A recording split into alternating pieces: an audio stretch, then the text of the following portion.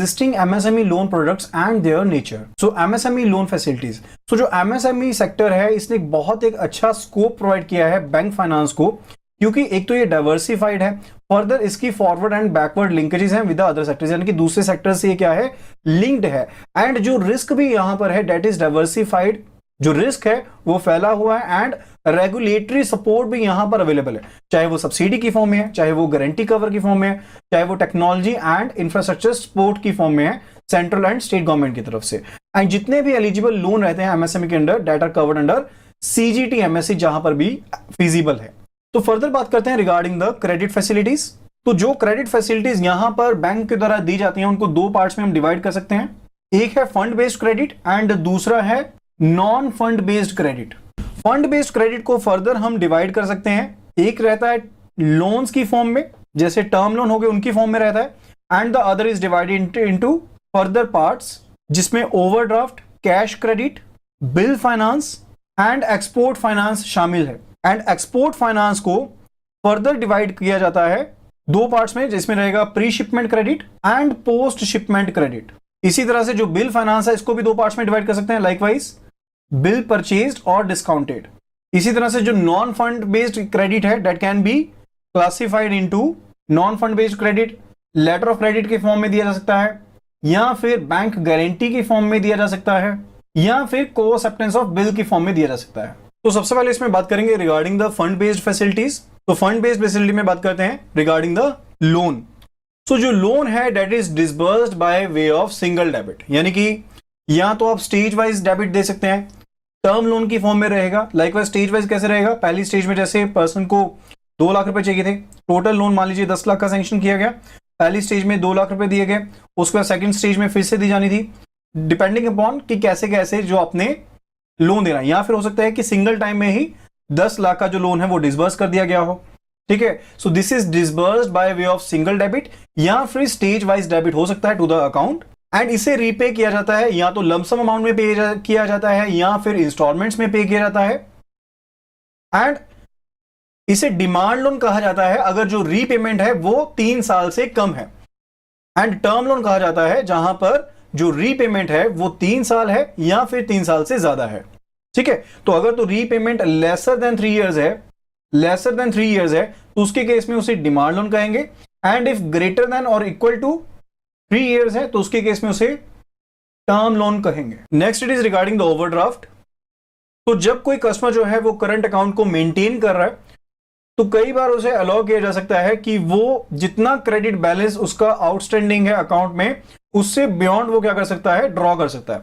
Likewise account में balance था 5 lakh rupees, लेकिन जो चेक आया वो यहां पर प्रेजेंट हुआ 5,10,000 का, तो उसके केस में अगर ये चेक को क्लियर कर दिया जाता है तो जो बैलेंस है, जो पहले 5 लाख क्रेडिट का बैलेंस था, अब वो कितना रह जाएगा, 10,000 डेबिट का बैलेंस रह जाएगा। तो अब ये क्या किया गया है, यहां पर ओवरड्राफ्ट जो है वो अलाउ किया गया है। सो इस तरह की जो फैसिलिटी रहती है that is called what, that is called overdraft facilities. तो इस तरह की जो सिक्योरिटी है ये सर्टेन सिक्योरिटीज के बेस पर इशू की जा सकती है, एंड रेगुलर ओवरड्राफ्ट लिमिट जो है 2000 सैंक्शनड। उसके बाद बात आती है regarding the cash credit. So cash credit क्या है, ये एक short term working capital facility है। वर्किंग कैपिटल का मतलब है जो आपके डे टू डे ऑपरेशंस के लिए आपको चाहिए, तो उसके रिगार्डिंग एक शॉर्ट टर्म फैसिलिटी है। जो बैंक है वो एक क्रेडिट लिमिट को एस्टैब्लिश करता है, यानी कि एक सर्टेन लिमिट तक यहां पर बोरर को अलाउ किया जाता है कि वो इस लिमिट में से पैसा जो है वो ड्रॉ कर सकता है एक पर्टिकुलर लिमिट तक।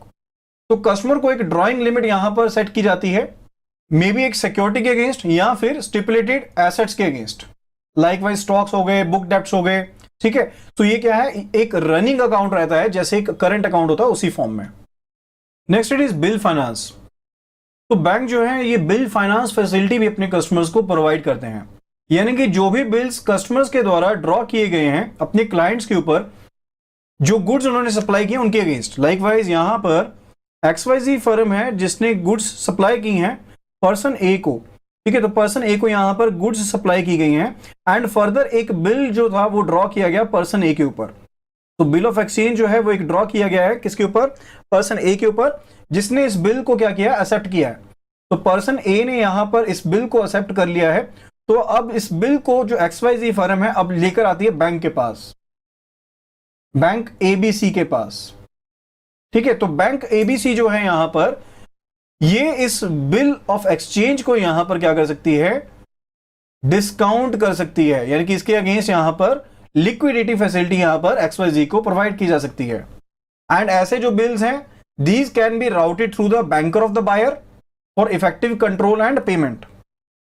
कहने का मतलब है कि अगर यहां पर जो बिल है वो ए के द्वारा अकेले एक्सेप्ट ना होकर, अगर ये बिल जो है दिस इज को accepted by the banker of A also, यानी कि ए यहां पर क्या है, बायर है, एंड XYZ क्या है यहां पर ये सेलर है। ठीक है, तो अगर यहां पर ए का जो बैंक है, let it be PQR bank है ए का, अगर ये बिल को को एक्सेप्ट कर लेता है, यानी कि जो बिल ऑफ एक्सचेंज यहां पर ड्रॉ किया गया है XYZ के द्वारा ए के ऊपर, अगर PQR बैंक यहां पर को एक्सेप्ट कर लेता है बिल को, यानी कि ए ने तो एक्सेप्ट करना ही करना है, साथ में को एक्सेप्ट कर लिया किसने, PQR ने भी को एक्सेप्ट कर लिया, तो उसके केस में यहां पर ABC बैंक के लिए इस तरह के बिल को इफेक्टिव कंट्रोल करना एंड जो पेमेंट लेनी इसकी काफी ज्यादा आसान रहती है, क्योंकि यहां पर बैंक की एक तरह से एक्सेप्टेंस भी बीच में कवर्ड है, that is called co acceptance. ये फैसिलिटी जो यहां पर PQR ने ए को दी है, that is called co acceptance.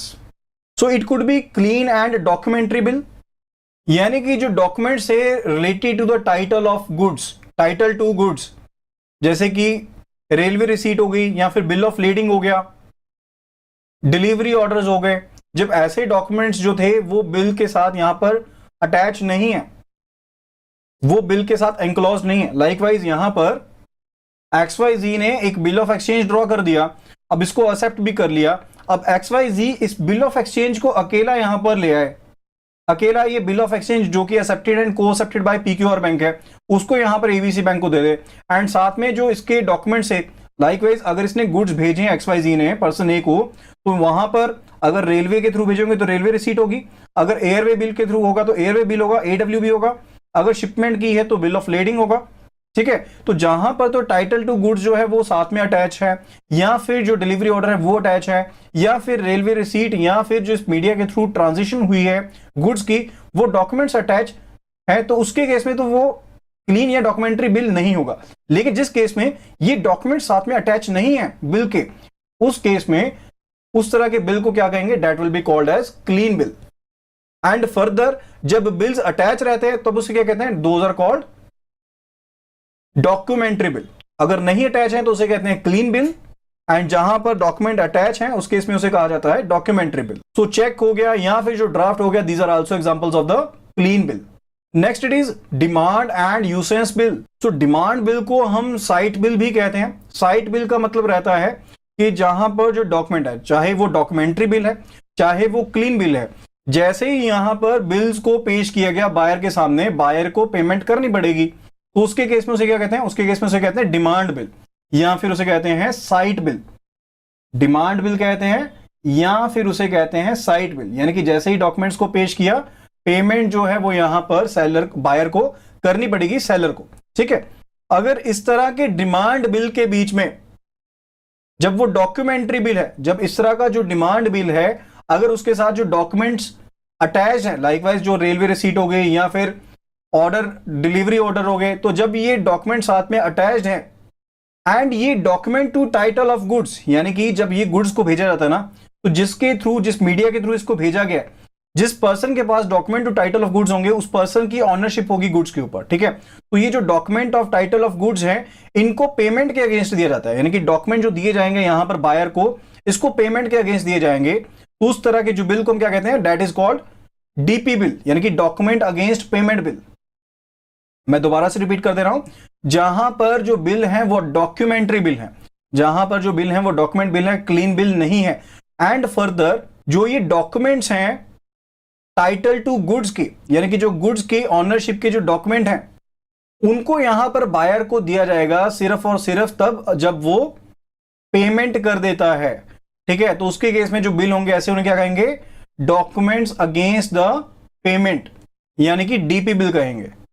And further जहां पर जो बिल है, चाहे वो क्लीन है चाहे वो डॉक्यूमेंट्री है, जहां पर जो बिल है चाहे वो क्लीन है चाहे वो डॉक्यूमेंट्री बिल है, लेकिन उसे एक निश्चित समय के बाद एक स्पेसिफाइड डेट पर पे किया जाना, लेकिन उसे एक सर्टेन टाइम पीरियड के बाद पे किया जाना है, यानी कि एक स्पेसिफिक डेट के ऊपर पे किया जाना है, तो उस तरह के बिल को क्या कहा जाएगा? That will be termed as a usance bill. तो उसे यूसेंस बिल कहा जाएगा। यानी कि साइट के ऊपर पे नहीं किया, एक पर्टिकुलर डेट एक्सेप्ट कर ली। लाइकवाइज XYZ ने क्या किया, यहां पर जो डॉक्यूमेंट्स थे, उनकी जो गुड्स थे, उनकी शिपमेंट कर दी है 1 जनवरी 2020 को शिपमेंट कर दी है यहां पर।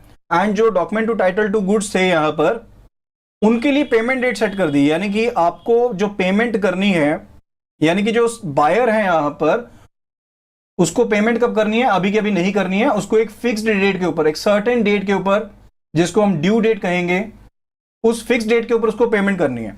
तो इस तरह का जो बिल था ड्रॉ किया गया बायर के ऊपर, बायर ने उसको एक्सेप्ट कर लिया कि 3 महीने बाद मान लीजिए पेमेंट की जानी है। यानी कि जो पेमेंट की जानी है इस केस में 3 महीने के बाद 1 अप्रैल 2020 को की जानी थी। ठीक है, तो ये क्या होगी यहां पर? ड्यू डेट हो गई। तो ये डेट क्या होगी यहां पर? ड्यू डेट होगी। एंड इस तरह का जो बिल ड्रॉ किया जाएगा जहां पर एक साथ में पेमेंट नहीं की जा रही है, बाद में पेमेंट की जा रही है, दैट इज कॉल्ड यूसेंस बिल। उसे हम क्या कहेंगे? यूसेंस बिल कहेंगे। एंड फर्दर इस तरह के बिल में क्या रहता है? इस तरह के बिल को यहां पर प्रेजेंट किया जाएगा बायर के सामने। बायर इस तरह के बिल को क्या करेगा? एक्सेप्ट करेगा। बायर इस तरह के बिल को क्या करेगा? एक्सेप्ट करेगा। जब उसके ऊपर ड्रॉ किया गया तभी उसका क्रेडिट पीरियड स्टार्ट होगा ना। अगर वो एक्सेप्टेंस ही नहीं देगा फिर तो वो कंसिडरेशन कंसिडर ही नहीं होगी। एंड फर्दर ड्यू डेट पर, यानी कि 1 अप्रैल 2020 को ये बिल जो है यहां पर सेलर के द्वारा प्रेजेंट किया जाएगा।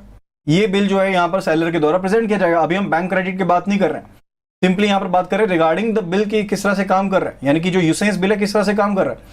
तो ड्यू डेट के ऊपर यहां पर जो सेलर था उसने यहां पर बिल को यहां पर प्रेजेंट किया बायर के सामने, तो बायर को अब यहां पर पेमेंट करनी पड़ेगी। तो जिस केस में जो डॉक्यूमेंट्री यूसेंस बिल है, तो दोनों तरह का यूसेंस बिल जो है दोनों तरह का हो सकता है, क्लीन भी हो सकता है, डॉक्यूमेंट्री भी हो सकता है। लेकिन फर्दर जहां पर जो डॉक्यूमेंट्री यूसेंस बिल है एंड मेयर एक्सेप्टेंस के ऊपर, यानी कि यहां पर जैसे ही डॉक्यूमेंट्री यूसेंस बिल की एक्सेप्टेंस की बायर ने, उसी समय पर जो document to title of goods थे वो यहां पर बायर को दे दिए गए।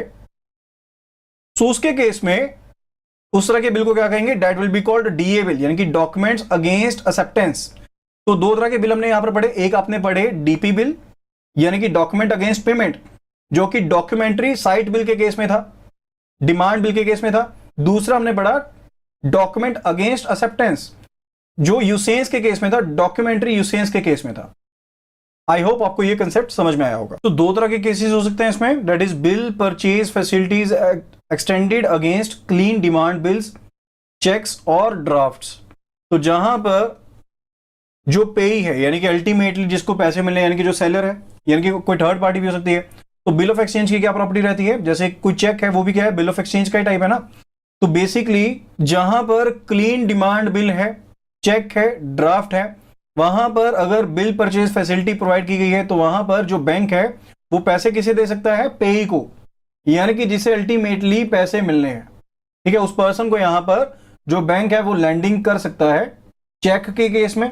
ठीक है, एंड फर्दर अगर हम बिल के केस में देखें तो जो ड्रॉअर होगा, यानी कि इसके केस में ड्रॉअर कौन है? यहां पर बायर था ना, यहां पर सेलर था ना, ड्रॉअर। ठीक है, तो जो ड्रॉअर है उसको यहां पर लैंडिंग हो सकती है बिल के केस में। ओके, नेक्स्ट जो फैसिलिटी है that is bills discounting facilities exist extended against the usance bill. Usance bill का मतलब क्या है? जहां पर एकदम से पेमेंट नहीं करनी है, किसी सर्टेन डेट के ऊपर पेमेंट की जानी है। तो इस तरह के केसेस में जो इंटरेस्ट अमाउंट रहता है डिस्काउंटेड बिल का, जो कि लिवाइड होगा अनएक्सपायर्ड ड्यूरेशन पर, उसे अपफ्रंट ही डिडक्ट कर लिया जाता है। लाइकवाइज 1 लाख का यूसेंस बिल था, 1 लाख का यूसेंस बिल था, तो इसमें से जो इंटरेस्ट अमाउंट रहेगा, यानी कि जब इसकी ड्यू डेट आएगी तब तक का इंटरेस्ट जो है वो बैंक क्या करेगी? अपफ्रंट डिडक्ट कर लेगी, जो भी रेट रहेगी एप्लीकेबल। लाइकवाइज 4500 इंटरेस्ट बना, तो यहां पर 4500 को पहले ही अपफ्रंट ही डिडक्ट कर लिया जाएगा, एंड जो बाकी का अमाउंट रहेगा वो यहां पर कस्टमर के अकाउंट में क्रेडिट कर दिया जाएगा। तो इसके केस में 95,500 का जो अमाउंट है वो यहां पर कस्टमर के अकाउंट में क्रेडिट कर दिया जाएगा, एंड यहां पर जो इंटरेस्ट अमाउंट था वो यहां पर डेबिट कर लिया गया है ऑलरेडी।